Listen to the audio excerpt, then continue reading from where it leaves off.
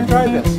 Yes, take one. Take 500. Hello, everybody. Welcome to a Station Break with Cassidy Quinn. That is me. I'm your host. Our first guest today is Russ Lewis. Because nobody else would. Yep. And, you know, for many other reasons. You like podcasts. We'll get there in a minute. But if you're watching this, I will wave to you. If you are watching this, that would be on kgw.com, where you can find a video of this every Friday, hopefully for the foreseeable future, until they cancel us off the air. If you're listening to this, you can find us on SoundCloud or iTunes. And at KGW, we do a thing you probably know, Russ, called BTSF, Behind the Scenes Friday, where we tweet out a look at behind the scenes of TV news that people don't usually get to see. But I thought it could be fun to interview one person behind the scenes at KGW, maybe people outside of KGW eventually. If you're listening to this and you have no idea what KGW is, by the way, we are KGW in Portland, Oregon. Right. We're in Studio 30 recording this. Yeah, the closet, yes. The closet, but it has a window. We're on a low budget right now, but you're just starting out, right? Exactly. This is going to be huge. You'll have your own, probably your own building before you know it. Yeah, you think the Today Show had a studio when they started? No. No. I mean, yes. They did it from Al Roker's house. Yeah. I would love to see that. Yeah. I was just talking to a Portland musician the other day, Taylor John Williams. He did a music tour, concerts at people's houses. Oh, that's cool. And so I was saying we should do TV shows at people's houses.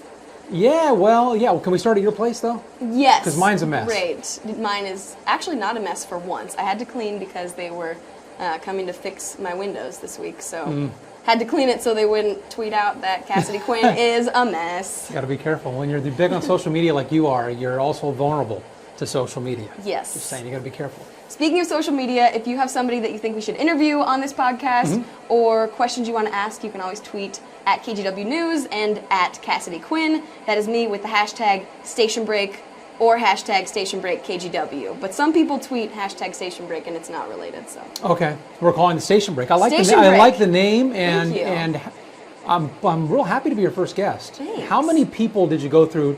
How far down the list was I? I think you're like 501. Like, how many? Do we have like 500 employees here? No, we don't. No, but you were the first So guest. you went out. You went to other stations. Yes. You went to Coin and said, "Anybody there? Will you talk to me?" Can you? We and want then you came to me. Look at other newsrooms. Nice. Gianola was busy, so you came to me. Oh, that's fine. Yes. That's fine. I like Jeff. You are the chosen one, the first guest. I thought, number one, you are interesting. You're one of the first people I worked with at KGW because I used to be on the morning show. Now I get to sleep a little bit more, which is very welcomed. I don't. You also love podcasts. I do. And, you know. And I listen to a lot of them. I've never been a guest on one, so this is a first for me too. How do you think I don't screw up this one, since you'd listened to so many? Well, if you did most of the talking, it'd probably be better for the listener and the viewer. And just really kind of just cut me off after, a few sets like that. That's good. That's perfect. No, you'll do fine. I mean, we're just what I like about podcasts is there are no rules. Yeah. You really can talk about anything, and I hope that's what we'll do is just whatever it goes, it goes. I know Nothing is off limits. Yeah, you solicited questions, I know, online too, so on Twitter, so I'd be interested to see what No one responded. No one likes you. I just get kidding. It. My own Thousands. My own kids wouldn't even respond. It was weird. That is true. They did not respond. They do follow me on Instagram, though. Yes. I love them. They're very wonderful. Well, they have all the answers about me. That's true. So they have nothing to ask. They have nothing to ask. They've already locked you in a closet yourself and asked you everything. I know. Trust me. I hope not. So first, the basics. How many years have you been at KGW? I got here in '99. So, 16, 17 years. I'm losing track. So yeah. Survived Y2K. Yes, in fact, that was a big deal. Back in the day, we were worried about that. I got here in '99, and from Sacramento, I was there last. So just kind of came up by 5. And my dad already lived up here. He's in Kaiser. So my dad had lived here since 1990. So my wife and I have been coming here a lot. Before we were married, we came here and visited. So I knew a lot about Portland and the Willamette Valley before I ever lived here. And that's why when the job openings came that my wife and I eventually took, that it was easy to say yes. We already knew where we were going. We already knew about the rain, already knew about but just how beautiful it is and the lifestyle up here. It was a very easy decision when that call came, especially coming from Sacramento. I liked it there. My wife wasn't a huge fan, so she liked this a lot better. And we refuse to leave. So that's where we are now. Good. Do you like the rain? Have you gotten used to it? Yeah, but I've never lived anywhere before this where it rained a lot. I mean, I'm from Southern California. I lived in Texas, New Mexico, Tucson, Arizona, and Sacramento. So That's all hot weather, as people know. And so I was not used to this. But now when I go back to those other places to visit family or friends, I look around and go, I never noticed how brown California is, you know? Yeah. Growing up there, you don't. Now I'm used to this, and I love this. And if we go a week without rain, this summer we went so long without rain, it was depressing me the other way. Too much sunshine. Yeah. I like the rain now. Yeah, I know. I'm from Seattle, so for me, I think rain is calming. Like when it starts to get colder out and I'm sitting in my apartment, probably watching Netflix at this point in the world, and there's like rain hitting the windows, it just sounds calming. A little bit of fog starts to settle in. I like it a lot too. And I really do. If we go a while without rain, I start looking around going, come on, let's go. Let's get back to the calming rain. Yeah. Serious question. Do you use an umbrella? Because people are very against that here. I wouldn't know. Learned. If you said right now, if we were at my house and you said, go get me an umbrella, I'm not sure I would know where to go get it in my house. I don't have an umbrella in the car. I don't know where one is in my house. See, I think umbrellas are great, but I remember the first time I used one, walking into work from my car at KGW, one of my coworkers came up and said, oh, you must not be from the Northwest. And I said, actually, I've lived in the Northwest most of my life, and I am from here, but it doesn't mean I want my hair to be wet. I'm not philosophically opposed. You know, I mean, umbrellas are fine. I just don't, I mean, I think I have a hooded jacket. I just kind of put up, I don't know. What? I know, I have short hair though. Yeah, your hair can dry, you can go on TV. And it's a wig, so I just kind of pull it off and it's fine. You have a bigger issue. What does it look like under there? Well, it's not pretty, I'll be honest. Just bald. Did you ever have any weird jobs before getting into TV? We've talked about this on the morning show a couple of times, so some people may know. I was a busboy at Chuck E. Cheese. You were at Chuck E. Cheese too? Not me, but Reggie Aki. Yeah, no, Reggie and I had that in common. And he actually was one of the characters, right? Yeah. And so was I. Occasionally, I was not Chucky because Roger Cavalli was Chucky. Everybody knew that. But I was another 16-year-old guy I worked with. I was Jasper T. Jowls, who was one of the other characters, and I'd get into the costume once in a while and walk around. But most of the time, there's bus tables. Not in costume. Just no, in a uniform, an apron and stuff. But I was a busboy. That was my first job, and I lied about my age to get the job because back then you had to be, I think you had to be 16, and I was 15 and some change, and so I said 16 because I wanted to work. You know, I wanted to earn some money. So, and they were just opening at this point. So this was a brand new Chuck E. Cheese in my neighborhood, and I waited in line with everybody, got the job. And then what they did back then, I don't know if they still do, but they coordinate with your school. If you're still in high school, they coordinate with your school, at least in California. And so it didn't take long before the paper trail caught up with me, and they figured out that I was underage, and I was fired. Oh, yes. Was it your first firing? Well, it was my first job. Yeah. But first and last, honestly. So that was good. I mean, I haven't been fired since. Just wait till our bosses hear this podcast. Yeah, really. Wait till they hear you lied on the application. So yeah, that was my first and last firing, and it was a fun job because everyone around me was we were 16, 15, 16, 17, and so there's a lot of teenagers, and the place was, I don't know how it is now, but it was unbelievably popular from the day it opened. So we were just slammed all the time, working hard, working till 2, 3 in the morning, just cleaning up the mess because the place closed at 10. That's how big it was. So it was a great 5 or 6 months. However long I worked there. Chuck E. Cheese. I probably had 5 or 6 birthday parties at Chuck E. Cheese. We took our kids there for several parties, and I haven't been to one in a while, but yeah. I didn't step back foot in one until I had kids. And then I was back. It was. And thankfully they didn't ask me to get back in the costume. But yeah, that was the first. That would be great. I worked at a tropical fish store. I like tropical fish. So I worked at a tropical fish store in high school as well. That was not a weird job to me, but it might be to other people. Cleaned out fish tanks, did all the grunt work that teenagers have to do. And I worked a lot for my dad. My dad was a contractor. So on job sites, not skilled labor. I was the guy sweeping up and taking out the trash and all that kind of stuff. So those are the main jobs I had before I got into this business. And then how did you decide, I like performing as a character at Chuck E. Cheese, so I want to be on TV? That's hopefully a huge leap. Yeah. You may not think so, but you know what? I knew I wanted. Not for me. I'm just right. I knew I wanted to be in journalism somehow, some way. So that's what I wanted to do in college. I wrote for my junior high newspaper and my high school newspaper. So I always liked telling stories and writing. So it was a given I was going to do that, and I knew that in high school, which I know most people don't figure it out that early, but I figured that's really the only thing I can do even halfway well. I knew I wasn't getting into construction, put it that way. Yes. My dad told me that early on. You are not good at this. He told you that? No, he didn't. He didn't have to. No, I'm making it sound worse than it was. It was clear even to me, a delusional teenager, that I really stunk as someone trying, because he'd let me once in a while try to hammer some nails and stuff, and I just wasn't good at it. Yeah. And so I knew that career that was not an option. And it's really hard work. I respect the guys who do that. I know a lot of them.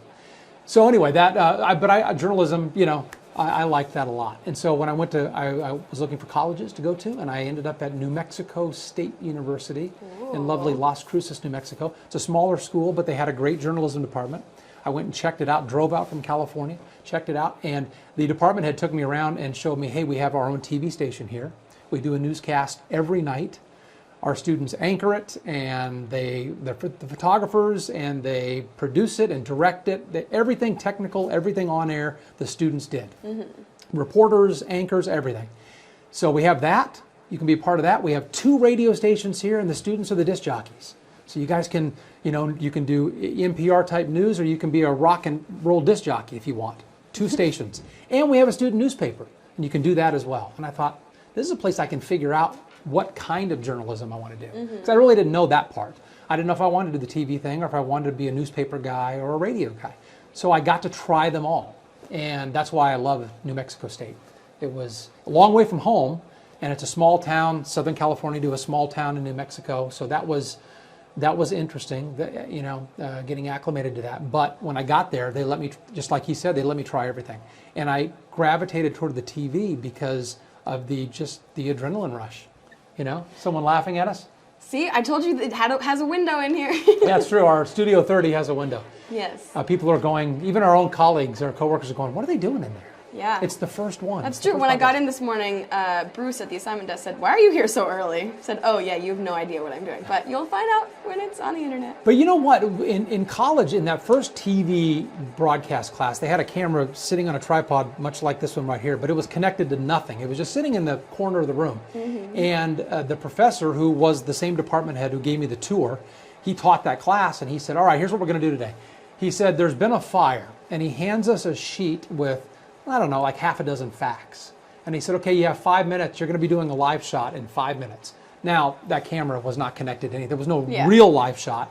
But what we had to do is, at the end of 5 minutes, he said, okay, you, Lewis, get up there. Give me, a 1 minute live shot on that fire with these facts. And you had to stand there in the corner of the room, talking to the camera, connected to nothing.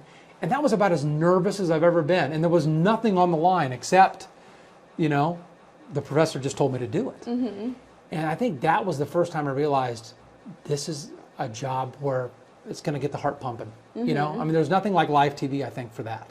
Yeah. Some jobs have that, but most don't. And that's what I liked most about it, was never really knowing what was going to happen, getting to work every day as a reporter or an anchor, and knowing I was going to be talking about different things each day, and never really knowing what was ahead for the job. And then that adrenaline rush of live television that I really didn't get doing the newspaper thing, which I tried. I didn't get that same rush seeing my story in the paper the next day. And radio was fun, but I just wasn't probably good enough at radio, which is, by the way, probably the only job more unstable than the TV news business is the radio business. Yes. You're a country disc jockey on Friday, they switch formats over the weekend, you're out of a job. Monday morning, hey, we're now rock and roll. You were a country guy, you're fired. That happens a lot. Wow. And so I looked at that and went, I'm probably not that good at it, and it's even more unstable than what I'm thinking about in the TV business. Yeah, you hope that you don't show up next Monday and they go, your morning show is now, I don't know what they would change it to. It's now The Voice at 5 a.m. In our business, they just say, they don't switch formats. They just go, we're going to go in another direction. And then that's it. So that happens too. So, that's why I gravitated toward that. And it's worked out. Every step of the way, I've just kind of focused on trying to do the best work I can and getting better. And I still try to do that.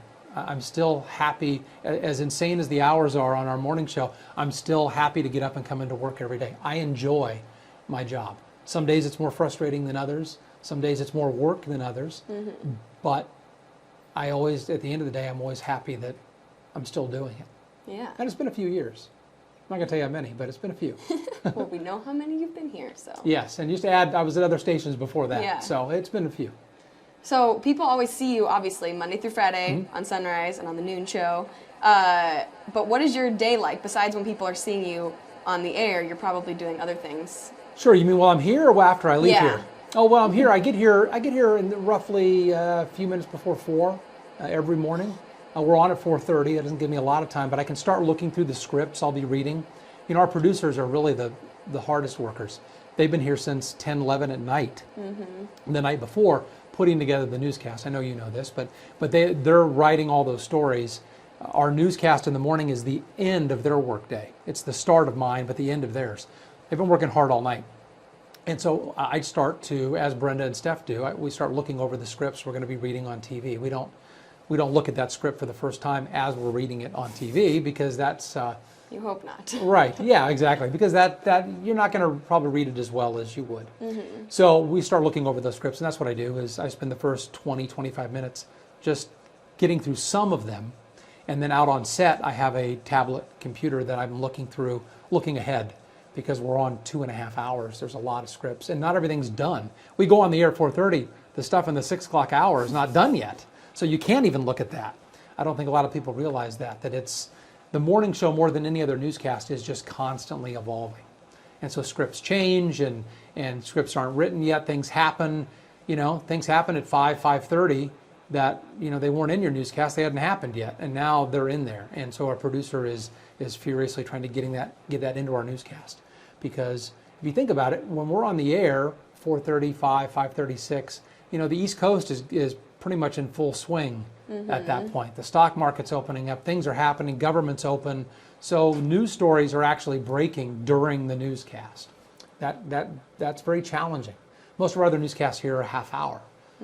Things change in that half hour, but in the 2.5 we do, things can really change. A story can change 3, 4, 5 times. Something you said at 4:30 is no longer true at 5 a.m.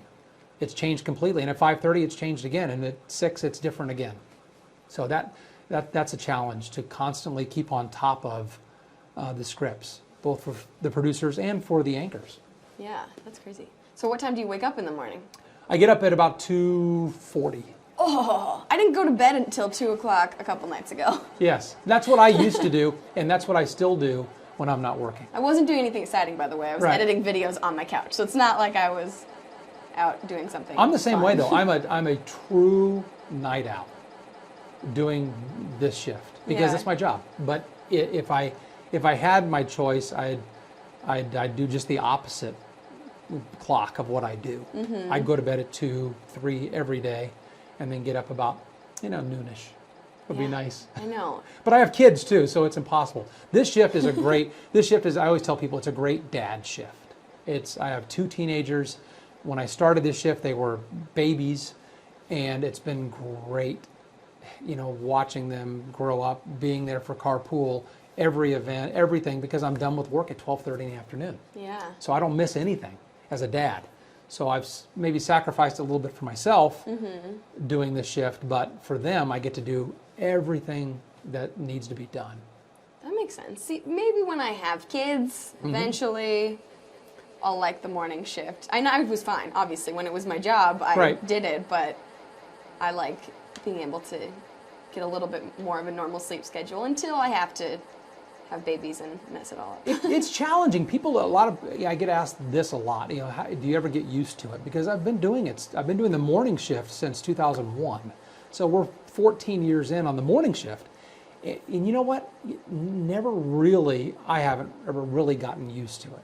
Because it's unnatural to wake up at 2:30 in the morning. It just is, I mean, most normal people don't do that. And if you have to for your job, I think your body kind of never quite says, oh, this is okay. We're cool with this. So there's a little bit of me that goes, well, it's nice sleeping in on Saturdays and Sundays. Yeah. Which I do. I go back to a normal person schedule on the weekends. Except there was a headline the other day that said that messes your body up somehow if you sleep in on the weekends, but you get up early the rest of the week. I'm sure it does. Just ignore it. No. I don't. I've read all the studies. I see Yeah. all the studies about what happens to you when you get 5 hours of sleep a night, and so. I'm going to hang in there as long as I can, folks. You're doing fine. Exactly. I feel great right now. And here I am adding more things to your schedule. No, this is fun. So one thing we do have in common, not the sleep schedule, neither of us drink coffee, Right. but probably for different reasons. Why don't you drink coffee? Well, I've never liked the taste or the smell. It's flat out. I'm not opposed to caffeine. I'm fine with a soda or whatever. Even tea is okay, but I don't even like walking into a coffee shop. Oh, I don't like the smell? I don't like the smell. And I think it was just a few weeks ago, was it Stephanie? Somebody brought in, I think it was Stephanie, the pumpkin spice lattes from Starbucks. Nothing against Starbucks, but I don't like coffee. I took a sip and I just didn't like it. Really? Yeah, and then people say those are, they're truly the thing. addictive. Exactly, not for me. So I don't know what it is. You can't be a teenage girl. I'm sorry. I can't. Good, thank you. Same reason I don't drink beer and never have. So I moved to the right place, right? The Northwest. Don't drink beer. Don't drink coffee. I just don't like the taste of either of those two things. What about Pinot Noir? In Oregon, wine country. You know what? You're gonna think I know. Oh no! I know. You're breaking news. Pinot is okay, but it's not my favorite red wine. Yeah. I'm more of a cab person. If I drink red wine, I like cabs. I like Walla Walla cabs. Good stuff. Pinot I'll drink if that's all you got. But I may ask you to. Inviting Russ to your Christmas party. Yeah, It's okay. I if may you just ask you to have go to Pinot. the liquor cabinet and get a little vodka if all you have is the Pinot. So. See, I like the smell of coffee. When I walk into a coffee shop, I want to get coffee, but it doesn't have a good effect on me. The caffeine just turns my brain. You can see proof of this on my YouTube channel because every once in a while I think it's entertaining for myself mostly to drink coffee and then see what comes out of my brain because it's like it just shuts down and it melts and it also just. So is that any caffeine? If you drink a Pepsi, is it the same thing? I don't drink a lot of soda, so I don't know. You But don't know? if I have tea, usually fine. So something with coffee. Yeah. How about a decaf? Yeah, but see, What's the now at point? this point, it's like, I might as well Right. not spend all the money and the time and the. I'm just trying to get to the bottom of this Yeah. brain thing, this brain freeze you have when you have a coffee. It's a weird thing. Speaking of holiday parties, do you have Yes. any holiday traditions? Do you celebrate Christmas, Hanukkah, Christmas, Kwanzaa? I don't want to Well, count anything out. Festivus is our first. Yes, from Seinfeld. No, we do the feats of strength, the airing of grievances. It's a lot of fun. No, we're a Christmas family, and some friends of ours many years ago from the Czech Republic, a great family we know down in the Salem area, got us into St. Nicholas as well. Their European tradition, so they have a party every year. So we learned about that, which I love. So they have a different tradition, and St. Nick's Day is always right about this time of year. It's coming up on Saturday. So it's not Christmas Day. It's not. Oh, St. okay. Nicholas, and so I love that. But we're a Christmas family. We have always been. When I was some of my earliest memories are. I have a big extended family, and we all lived in the same neighborhood in California. So our Christmas Eve parties were, I don't even know, 30, 40 people, 50 people, and all family.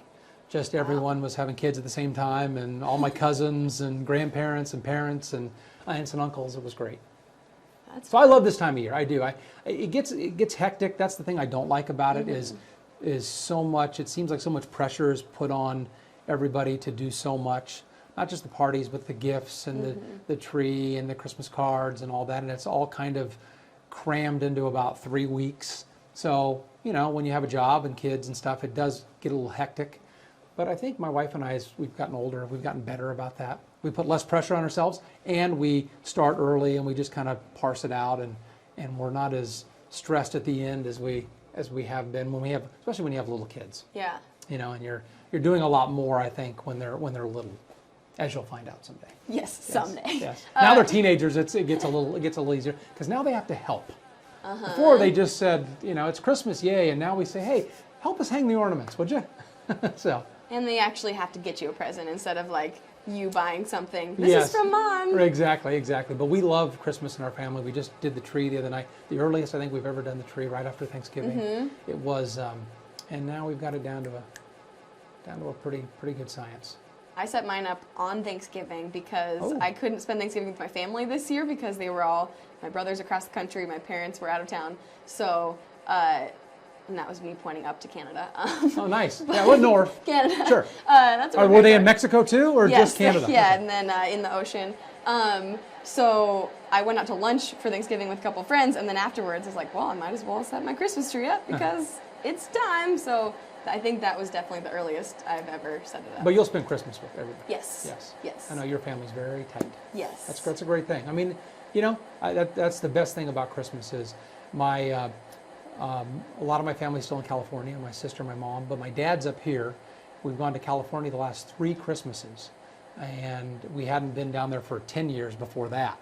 And this year we're going to stay here, and so we're kind of, we mix it up, but that's a great part about the holidays. Is my favorite part is just hanging out. In fact, like my dad, for instance, we stopped buying gifts for each other maybe 5, 6, 8 years. I don't know, a long time ago we stopped buying gifts for him and him for us. He buys for the kids. Yeah. But, just because that's, he was right. One year he went, I don't need anything.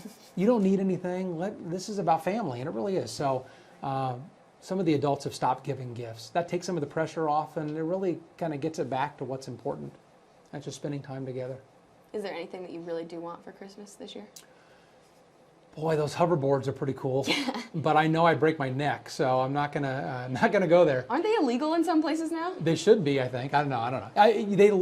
It looks like, if you thought the Segway was just too easy, you can get one of these things without the hand, without the handle to hold on to. Yeah. My kids each want one, and they're not getting it. I'm just sorry, because They're like $1,500, aren't they? No, some are $2,000, yes, but some are $200. Okay. Which is a little more palatable, but it looks to me like it would be pretty easy to fall. You just lean forward and go, right? Which is fine if you're on a completely smooth surface, but if the first rock you hit or the first bump you hit or something, I mean, off you go, I would think. Yeah. I don't know. Thinking ahead at least. I have tried one. Yeah. I was at Vlogger Fair, this YouTube convention in Seattle this past summer, and somebody had one, and I was just asking them about it, and they said, do you want to try? And I was like, am I gonna die? Am I gonna really hurt myself? It wasn't no rocks. We were indoor on a flat floor surface, but it was very weird. It was easier than I thought to get the hang of it, but I mean, it felt like I was going faster than I was, and then when I watched the video of it, it's like, oh. I just was picture, going very slow. again, I'm thinking about the business we're in and the story I'm going to be doing at some point, right? That somebody's on one of those things, they go up to 10 miles an hour. So you're on that thing just leaning forward at 10 miles an hour, going down the sidewalk, and you almost run into somebody or hit just a crack in the sidewalk or something. I don't know. They seem like, and I'm sure someone's going to contact us and go, they're fine, you worry. But, I look at those and go, I would fall off of it probably. Yeah, well, and it's like when drones first became a big thing, drones with cameras on them flying around, there were all those news stories of somebody flying one in a restaurant and cutting somebody's eye or something. Yeah, exactly, yeah. Well, that's... Like, for the most part, everybody was okay, but still, just And see, then you're hurting others. Yeah. The hoverboard, I'm going to hurt myself. That's true. So I So don't you want to... just plow down somebody. That's true. I don't want to do either. I think they're very cool, though. If I thought I was good enough, I'd have one. So somebody send that to Russ Yeah, for Christmas. please. We have a few questions from people on the interwebs. The interwebs. Gotcha. Yes, Let's because hear 'em. we're all about that. So first, Jeff Jurchin, his Twitter handle was Ramblin' Scott. Wait. Jeff's name is Rambling Scott? Well, that's, Okay. they I have know. the different handle I versus know, the I'm name. sorry, Jeff. I think I know about Twitter, but people switch it up. Sure, okay. Mine just says Cassidy Quinn and Cassidy Quinn. They're Mine both says the same. Steve. Oh. So that's At fine. I get- Steve. At Steve. Tweet him. It's actually at Russ Lewis KGW if you would like it. I have it right here. Okay. So you like music a lot. I do. Jeff, or Ramblin' Scott, said favorite Queen song to sing in the car while driving. Wow, I love Queen. So he obviously knew that. I'm going to surprise Jeff with this. Ooh. Ramblin' Scott. Seaside Rendezvous. I don't even know that song. I know, it's a little obscure one, but I went obscure on you. Yeah. Can you sing us a... No, I can't. No, that's the thing. I would never sing in front of others. Not even my own kids. I tried. Yes, but no, Seaside Rendezvous is kind of it's a real light, kind of almost like a carnival song. It's not traditional Queen, but puts me in a good mood. Yeah. It's a toe tapper. I'm going to go listen to it when we're done with this and tap my toes to it. All right. Next question, Marconi Baloney. Oh, I know is his Marconi, handle. sure, He now yeah. lives in Chicago. He used to live in Portland. Yeah. He knows that you don't like coffee. Yes. So what do you spend all the money you save on not drinking lattes? Please say all beef chalupas. Oh, I'm more of a chicken chalupa guy, Marconi, so sorry. Mostly hair products, obviously, and makeup. Or wigs. You said it was fake. That's true. Sometimes I go all natural, though, and that requires a lot of hair products. So, yeah, you start adding up what people spend on coffee, and that's serious. That's why I said I don't care. Like decaf, I'm not going to start spending the What money. do you know? What's a latte cost? A tall, grande, a large one. Some people call Starbucks $5, don't they? Because is the it coffees $5? are like, I mean, if you go pumpkin spice, yeah, Right. that's probably at least $4.50 for a grande. I'm truly ignorant of stuff like that because I just, like I said, I don't even go in there. Yeah. Really, so I don't even see what other people are paying. It's like people with electric cars. They don't know what gas costs. They have no idea. That's true, but $5 a week, 5 days a week, $100 a month. That's expensive. Yeah. Steel at Blue Snowy. Can't say that word because we don't get any snow. What's your favorite hiking trail? Why? I don't want to make it sound like we're big into the mountain people every weekend. We're not. So I don't even know this will qualify. We love Silver Falls State Park. And it's not really, that's buzzing, isn't it? Yeah, phone is vibrating. Okay. If you're hearing that in the audio. So Silver Falls State Park down south in the Salem area, it's an easy hike. It's a path, but it's several miles, and we just love the scenery there. A couple places, if you've never been, you can go behind the falls, the waterfalls. The trail takes you. You can see the backside of water, which is very different looking than the front. Kidding. Can you do you go under it? You go, you're going, if you figure a waterfall, the trail will take you, the path will take you behind the waterfall. So you're looking at the back side of the waterfall. It's beautiful. And that's my favorite local hike. There's a place in Tucson where I used to live. It's a national monument called Sabino Canyon. And anybody who knows that part of southern Arizona will know it. It's a beautiful desert hike. People Sounds don't know. hot and sweaty. It is. You go, well, in the summer you would go in the morning or at night, in the evening. But it's just, people don't realize, I think, if you've never been to the pretty part of the desert, how beautiful it is, how much wildlife, different kinds of cacti there are. And that's a great place. And water, too. There's a stream and pools and things as you hike back up into the mountains.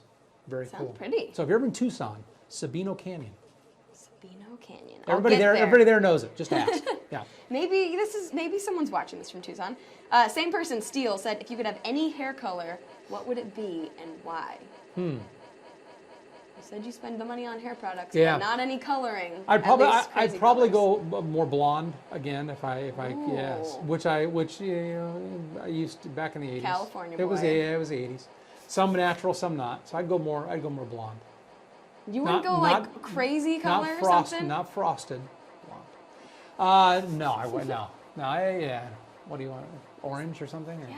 No. See, I've thought about this because Carrot top. I always think, and this is my excuse, is that I'm on TV, so obviously I couldn't get away with, I think I'd get fired in a second, or they'd just tell me to dye my hair back to regular color if I dyed my hair blue or purple or something. But some of the radio people in this town, the radio hosts in Portland, had like purple hair, blue hair. One of the guys from Country Station just dyed his hair red and green stripes for Christmas. And I'm like, that looks fun. Yeah. Just because no one cares, no one has to look at you on TV. Well, yeah, that's one of the things I overlooked when I was choosing between radio and TV. I overlooked, completely, hey, on radio, they don't see you. Therefore, you can really look however you want. Which, it wouldn't be my preference to be in a suit and tie at 4 in the morning, so it'd be great, I think, to go on the air and just be in your sweatshirt and jeans. That's how I look all the rest of the time. So, but back in the day, my hair was about your length, okay? Yes. It was. And it was actually blonder than yours. So, the people listening, just listening to this are going, well, they know you, though. So, it was about your length, and again, it was the 80s. But, and I think there's a picture of you on the internet somewhere. Haven't we put it on the morning show before? I don't know if there's one with me with really long hair or not. We'll have to search that out. That'd be a good behind-the-scenes Friday or Throwback Thursday, right? Yeah, we will find So that. I just go back blonde. I'd go more blonde, I guess, and then. But I don't know, when you get to be my age and you're changing your hair color and stuff, people, I don't know. My dad has said, and now it's going to be out on the internet, that when he retires, he'll dye his hair purple. Nice. I don't know if it's going to happen. I reminded him recently and said, just remember, if you're thinking of retiring, you have to dye your hair purple. So you remember that. You're like every other kid, like my kids too. They remember every single thing you say and promise, right? I to be honest with our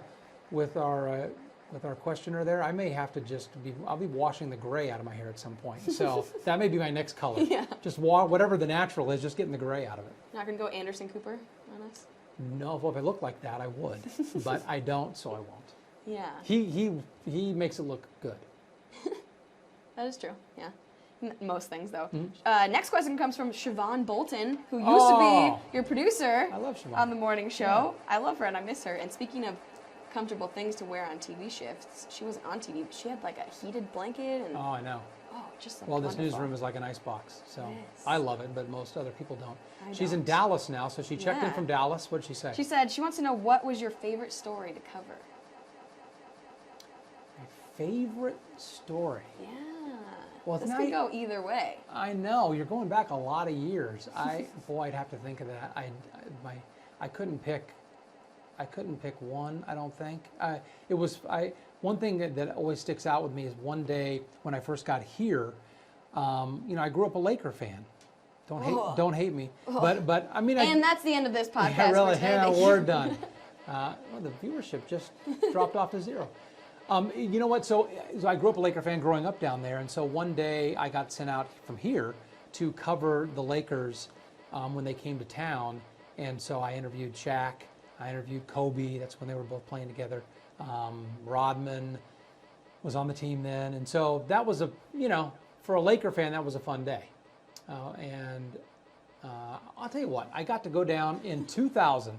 I went down. They sent me down to L.A. to cover Game 7 of the Western Conference Finals. Ooh. I'm a big sports fan, if you haven't guessed. So I covered the Game 7 of Blazers-Lakers. And that was the Shaq Kobe team as well. Their first championship year, actually. They ended up beating the Blazers in Game 7. But the story I had to do, the sports guy was going to cover the game. So what was I going to do? My brilliant idea at the time was to, let's see, just as a joke, how many famous celebrity Laker fans I could convert to Blazer fans at Staples Center, Game 7, game day. How do you think that went? Horrible. Horribly. I'm sure Jack Nicholson is now the biggest Blazer fan. I'll tell you a couple stories about that game, okay? Yeah, I tried to interview Jack, by the way, and here's what he said to me. So I'm standing in the tunnel, and here comes Jack, and it's coming back from halftime, and I look at him, I say, Mr. Nicholson, can I just one question? And he looked at me, he didn't even speak. He just mouthed this to me. I had to read his lips. He goes, I don't talk to reporters. And I went, gotcha. So off he goes, didn't talk to him. Dustin Hoffman comes walking by. He has got a plate full of nachos, almost taller than him. It was huge, coming back from halftime. And I thought, I can't stop a man and his nachos. I can't keep him from those nachos, so I let him pass by, didn't talk to him. That really shows your character. Well, you know what? There are some things in life that are just priority. Yeah. And they weren't even my nachos. But I wasn't going to keep him from his. And then I went up to Will Smith, who was there with his wife, Jada Pinkett Smith. And he was the nicest guy. Talked to him for like at least 5 minutes, maybe 10. And just joking around with him and stuff. And he gave me all the time in the world when he didn't have to. Nice guy. Yeah. And who else did I talk to that day? Interviewed Paul Allen, who happened to be there watching the team. And I didn't know that Paul Allen didn't do interviews really. But I just walked up to him before the game and I said, Mr. Allen, I work for Channel 8, the Blazer station. Can I ask you a couple quick questions? I didn't try to convert him to a Blazer fan. I mean, he was already a Blazer fan. But I talked to him, and he was talking at the time to Penny Marshall, Laverne from Laverne and Shirley. And she talked to me. And so that was a fun day. Just interviewing a lot of people I recognized and all that. I would say that maybe was one of the better days that I've had. That's fun. It was a lot of fun. Converted none of them, but I had a fun story for the news that night. That's a good idea. That is good. Leave the sports to the sports guy and just do your own thing. Yes. Okay, I have three would you rather questions for you. Would I rather? Okay. That I've come up with, not from the social media sphere. Okay. First one, we touched on this. What would you rather chug a cup of coffee Okay. or a warm beer? Both great options for you. Wow. I mean, I truly don't like either of those things. That's why you. That's the Yes. point. I'll go with the. I'll probably go with the beer. I mean, at least there's some alcoholic benefit there. Yeah. You know, after I'm done with something I don't like, maybe it's. I feel a little better about it than I would the coffee. Because see, the beer does. The beer I can handle the smell at least. I mean, coffee I would hate how it smells and then the taste itself. Yeah. Yeah. Okay, All right. good answer. Next, would you rather never be able to go on TV again or be able to be on TV but with a big zit in the middle of your forehead every day for the rest of your life? No makeup. No, one. Because I've had those. I've had those before, and It's you know, just makeup there does cover every them day. up. The tweets are coming in like, Russ. I have to choose that. Yeah. Is that one you came up with? Yes. Okay. I would just say I enjoy my job, so I'll say I'll go on the air with the pimple. Wow. Yes. Good choice. Final one. Would you rather go on air and forget everything you were going to say, and you've no prompter, or go on air and just burp loudly and uncontrollably in the middle of your story? Well, how many things have I forgotten? I mean, the entire show or one script? Because that's happened. Where you go on and just go, oh, why was I here? Oh, yeah. I would say I've never, that I know of, burped on the air. So I'll say that because it would be a first and something I've never done. Yeah. So I'll go with the uncontrollable burp. I think that would be interesting. Okay. For me only, and the viewers would be repulsed, but I'd be okay with that. Well, tough decisions. Great job. I know. You know, you work well under pressure. No sweat on the forehead or anything. Not that people listening could tell, but Oh, we're done? yeah, I think we're done. No, well, Station no, I break wasn't is done. finishing it completely. Oh, But I we're was done with saying, it? Okay, we're done with Would you us. rathers? Would you Okay. rather you made it through that? But I do believe our recording is about to stop, and you have to get ready for KGW News What at time is it? noon. Noon, yes. So, Oh my thank you, gosh. Russ, for being our first guest. It was a pleasure. Thank you for asking me. Yes. And for all the people you asked first who said no, your loss because But I did you're it. next. Yes, thank you. So you can find more episodes of this in the future, coming every Friday at kgw.com, and also find us on iTunes and SoundCloud. We are called Station Break with Cassidy Quinn, maybe with Russ Lewis again, because there are so many more things we could talk about. I'd like to come back. Yes, thank you for, I was almost going to say thank you for having me. Thank you for letting me lock you in this room Yes. for the last amount of time. Can I leave now? Yes, I guess so. I'll unlock it. Bye, everybody.